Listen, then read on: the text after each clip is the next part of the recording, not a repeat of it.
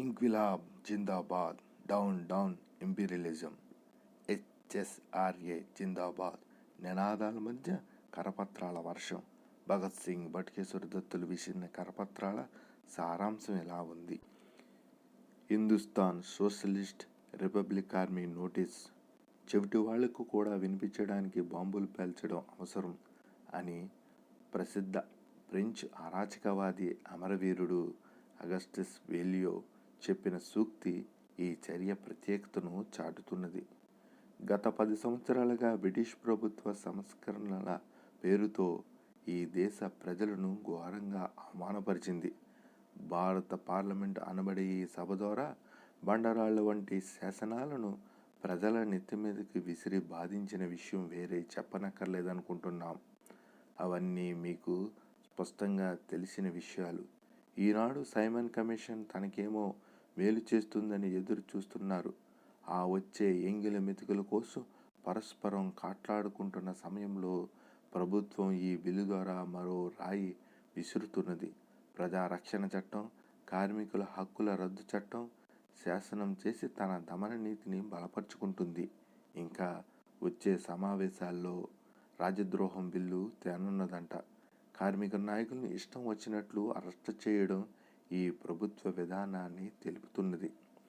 కష్టానికి, అవమానానికి జాతి మొత్తం గురవుతున్న ఈ క్లిష్ట పరిస్థితుల్లో హిందుస్థాన్ సోషలిస్ట్ రిపబ్లిక్ ఆర్మీ తన బాధ్యతను గుర్తించి తన సైన్యాన్ని ఈ చర్యకు ఆదేశించింది.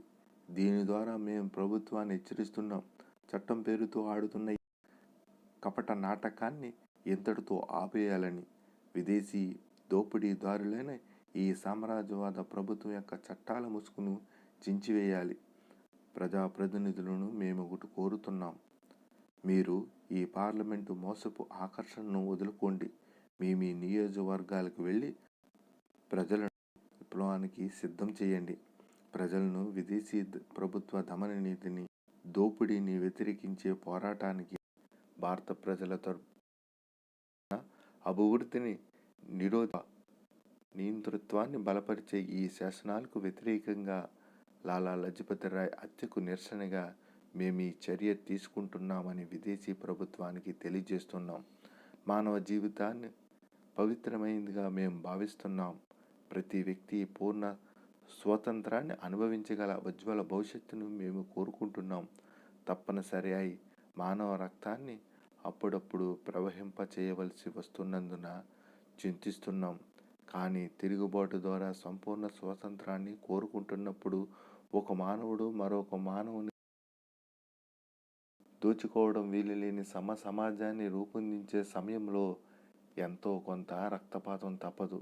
ఇట్లు బలరాజ్, కమాండర్ ఇన్ చీఫ్.